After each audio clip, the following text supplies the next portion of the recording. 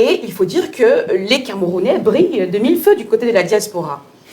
Oui, ça en fait, je pense que c'est une actualité très importante dans la mesure où elle vient remettre en question un peu une certaine vision que nous avons de la politique au niveau du Cameroun. Oui. Parce que vous allez voir qu'au Cameroun, et c'est pas un cas qui est particulier au Cameroun, partout en Afrique, une partie de l'Afrique, vous allez vous rendre compte que, par exemple, dans le cadre du Cameroun, un citoyen camerounais ne peut pas partir, par exemple, qui est ressortissant, par exemple, de la commune, une commune comme une commune X, ne peut pas aller briguer, par exemple, un mandat de maire dans une commune Y.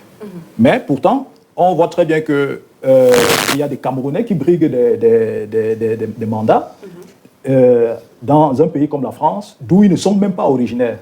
Et nous avons vu, il y a quelques années, par exemple, un ancien Premier ministre français qui a tenté d'aller briguer un mandat de maire de la ville de Barcelone.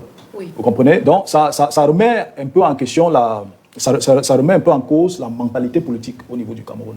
C'est-à-dire qu'au niveau du Cameroun, il y a une sorte de fragmentation qui fait en sorte que, des fois sans le savoir, on met en avant des velléités tribalistes, sans vraiment s'en rendre compte. Pourtant, ailleurs, vous allez vous rendre compte que ce que l'on met en avant, ce sont les compétences. Donc ça veut dire que vous soyez noir, que vous soyez blanc, que vous soyez bamileke, que vous soyez étone, que vous soyez bassa, peu importe. Mais ce qu'on met en avant, ce sont vos compétences. Donc ça veut dire que si vous êtes capable d'amener ce qu'il faut dans une commune, ben, on vous donne ce qu'il faut, on vous donne le mandat. Vous voyez, on voit en vous quelqu'un.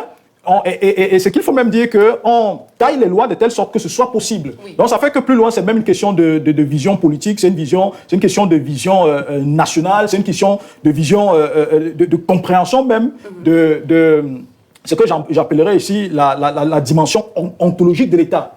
Vous comprenez la dimension ontologique de l'État. Donc c'est ça qui fait qu'ailleurs, c'est des choses qu'on comprend très bien et on n'a pas du mal à les structurer. Et ça fait que c'est tout à fait normal que des Camerounais qui ont une certaine compétence puissent briguer des mandats, des mandats dans un pays comme la France. D'accord. Pierre Beruenyemeg, c'est de cette diaspora qu'on a envie de voir, une diaspora qui brille, qui accompagne, une diaspora qui s'intéresse véritablement à la chose politique.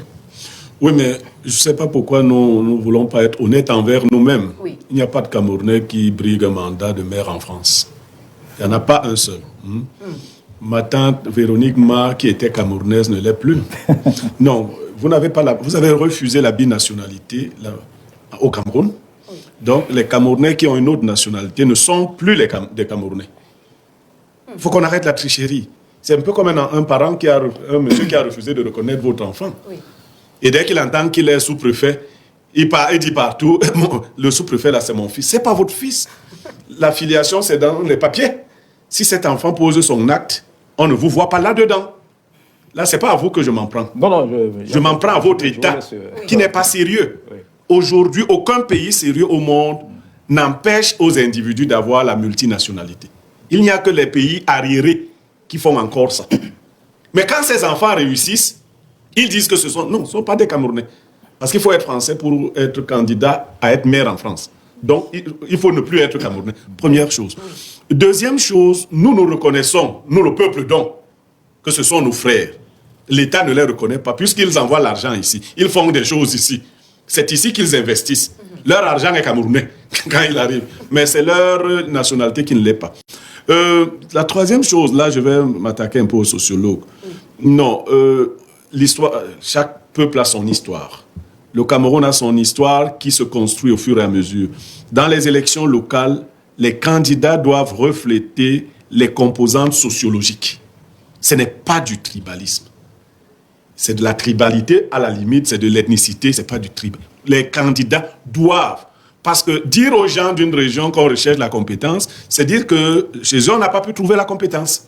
C'est-à-dire, non. Et en fait, c'est une stigmatisation à rebours. On dit, tu ne peux pas aller briguer un...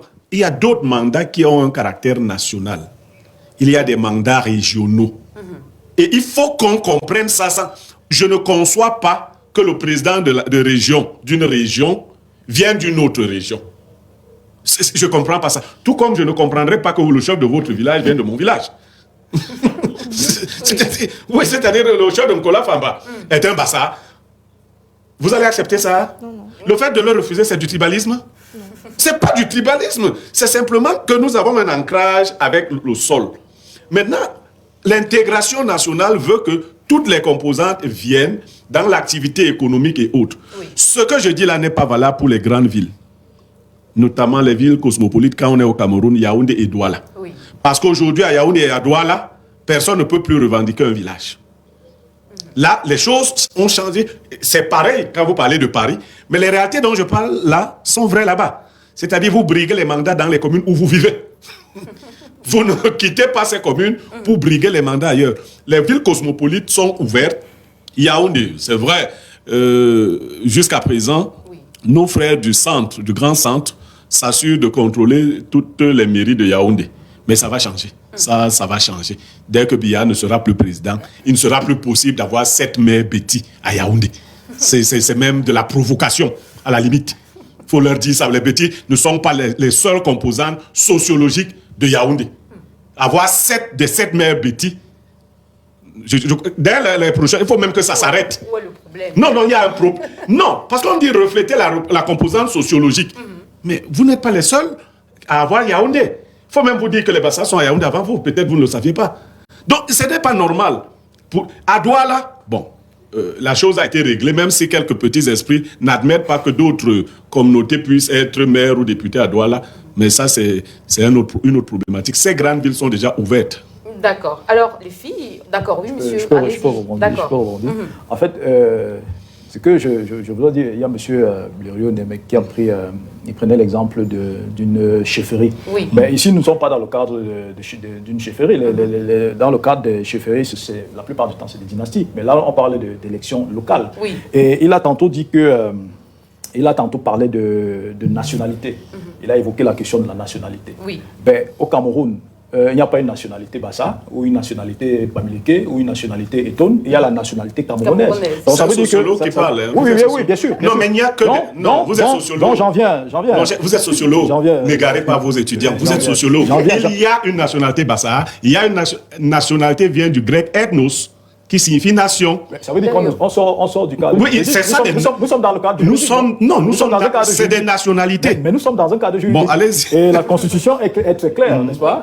Il y a une Constitution. À moins qu'il y ait une Constitution Etone, une Constitution Bo, une Constitution... Si vous me dites qu'il y a une Constitution, il y a des constitutions particulières. Ce que j'ai cité là... Là, je serais d'accord avec vous. Ce que j'ai cité vient de la Constitution. C'est la Constitution qui dit que la composante sociologique, c'est elle qui le dit. C'est le code électoral d'ailleurs qui le précise. C'est pas moi qui le dis. Donc j'en viens, juste pour chuter, juste pour coller un mot. Oui. Donc c'est tout simplement une manière de dire que la question de nationalité, s'il faut prendre en compte les propos de M. Niemek, elle vole en éclat. Ça veut dire que ici, c'est plus la question de nationalité qu'il faut évoquer, mais c'est une question de tribalité. C'est ce qu'il faut évoquer dans ce cas de figure. Oui. Si dans le cadre du Cameroun, pour être élu, pour briguer un mandat dans une commune, il faut à tout prix faire partie de cette commune-là, oui. Ben, ça sort totalement du cadre national. Vous voyez, donc c'est pour ça que moi je dis, c'est une question qui doit être débattue. Vous voyez, pourquoi? Parce que ce qu'on devrait mettre en avant ici, c'est la question de la compétence. Vous voyez, comme ça se fait ailleurs. Parce que je rappelle ici que nous avons pour modèle les autres.